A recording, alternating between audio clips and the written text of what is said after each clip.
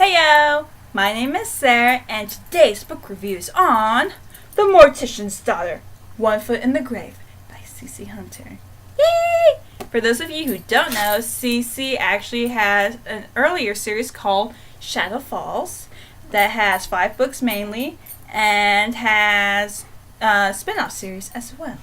And this is her new book series. And it's C.C. Hunter. It was really, really good. So, not spoilers. 4 out of 5 stars. And, so main character's name is Riley, and of course she's the mortician's daughter. But what her father doesn't know is that he accidentally brings in the ghosts of his clients, and Riley can see them. So, of course, as a fellow ghost whisperer, she tries to help the dead move on.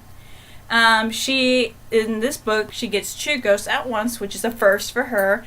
One is for a woman who had an accident and died, and the other one, he just popped out of nowhere.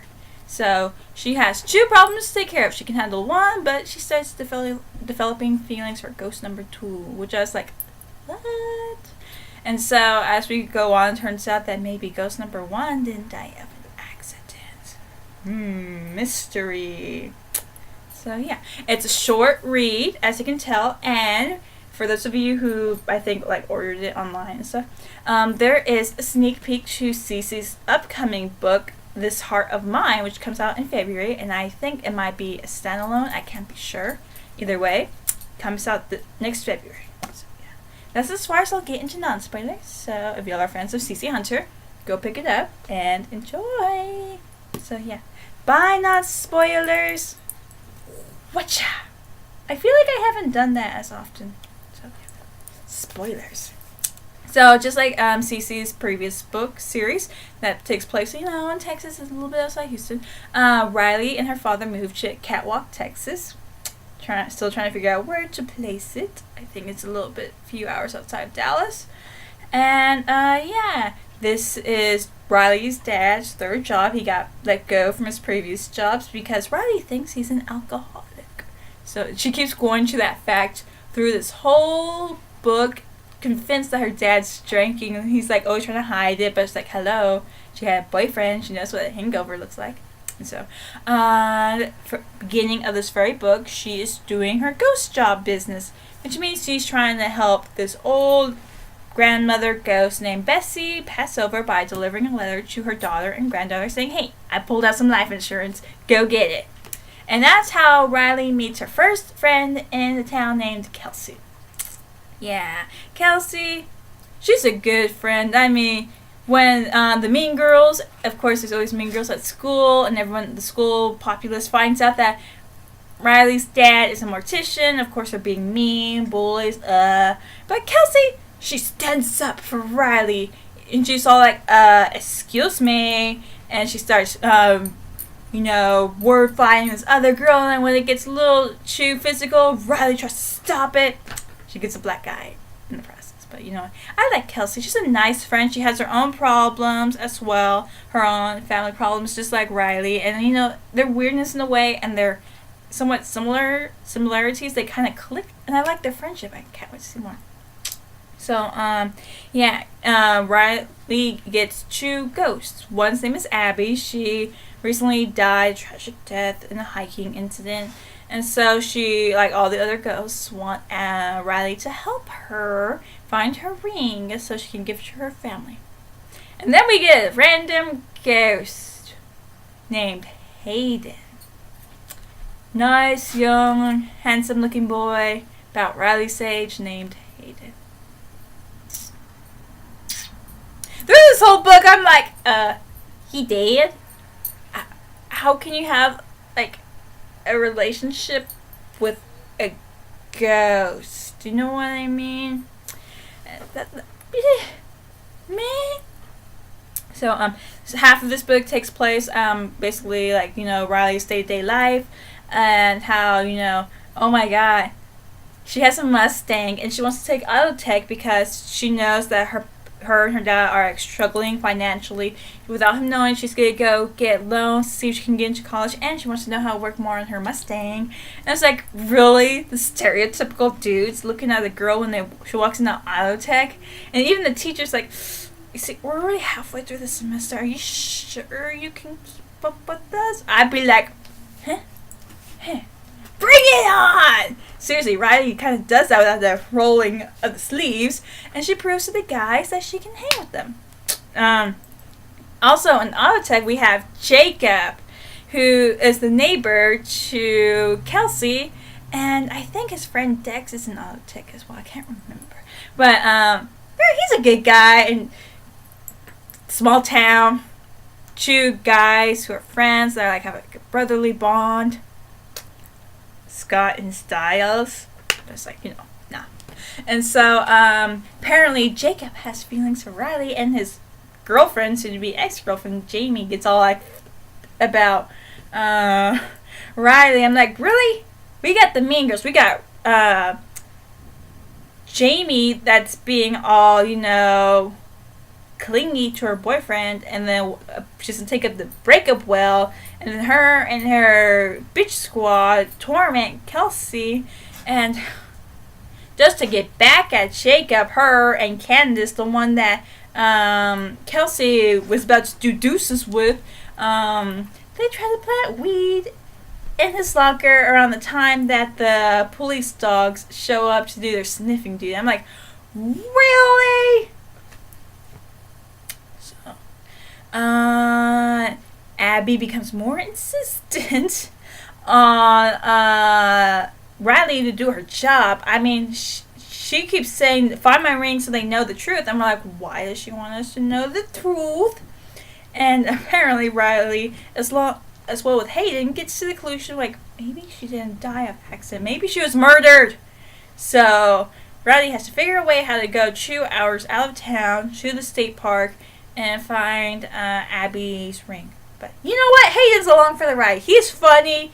He's adorable. And I'm still not sure about this ghost living relationship thing. But hey, he's a good friend. I mean, Riley, whenever she has issues or anything, when she wants to talk about her dad thinking he's an alcoholic, when she just needs a good time, just friendly time, Hayden's there. He's like the best supportive friend that deserves to be nudged out of the friend zone. I mean, like, seriously, he's at the borderline. He's passing Simon Lewis friend zone. Like, just give him a nudge, and he's no longer friend zone material. It's like they do a shotgun. He rides shotgun when they go to the state park to find Abby's ring, and it's like, things are starting to get a little creepy, because when we think that the mysteries going, maybe Abby was murdered and stuff. For a second I was thinking it's the dad, because that would have been like a major twist, but it's not. Whew. And so we find a shed where Abby was apparently held, and I'm like, out in the middle of nowhere, haven't seen a person, give or take 20 minutes. There's a shed. We approach it, see it's locked. And it's locked. Does this not have serial killer Jason written all over it and stuff? I mean, let's go. And come back with more people, not just a ghost. I mean, no. But, seriously, what is it with... Okay, he kind of works there, but what is it with killers returning to the scene? Because Riley sees a guy who apparently works at the state park, and she gets the creepy evil dude vibe and calls him Evil Bill. And it's like, that's the killer. That's the killer. Let's run! And thank you, Hayden, for messing with technology, because he made the guy's phone explode in his hand. So, yeah. Now, Riley has to figure out how to, convince cops, everyone, and blah blah blah, that Abby wasn't murdered, was murdered and didn't fall from an accident. Well, sad thing in this story is when Riley's trying to convince Hayden to move on. He's also convincing her to give Jacob, the guy who broke up with Jamie, and saying that he can wait, he can be friends, and he can wait to be official with Riley. And I'm like thinking, oh, they're so cute. I mean, yeah, Hayden's being a nice dude. I still don't believe he belonged in friend territory. But, he's saying, give Jacob a chance. So, they do get together, though, because they're working in the car for class, and they go Saturday to campus to get some extra work done.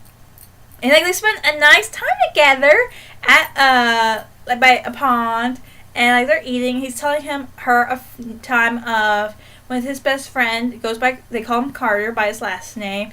It's like, oh, they're so cute. Like the story was adorable, and like I'm still looking at the geese, even though they're not around me really, because geese are evil. But it's a story about geese and saving a goose. It's like, Riley's barely been seeing Hayden, which is freaking me out. I'm like thinking, has he finally moved on and stuff? And like she finally gets Abby to show herself. She convinces the ghost woman that I need details specifically so I can match them up to yours, so I can send these letters to a reporter and the police, because that was also Hayden's idea. And so she finally convinces Abby to do so. She uses her trip with her dad and Kelsey to the car show and manages to nonchalantly mail the letters with Kelsey there eyeing her. But, Kelsey already knows something's up with Riley. It's just like, what's going on with her? What's going on with your girlfriend? So Evil Bill, the reason why, also another reason why Riley sent the mail is because we have a strange cafeteria lady that's being very cryptic and acting like she knows things without giving too much of a hint. And so we find out Evil Bill is not Evil Bill. He's Evil Bill's twin brother who stole his identity after getting out of jail.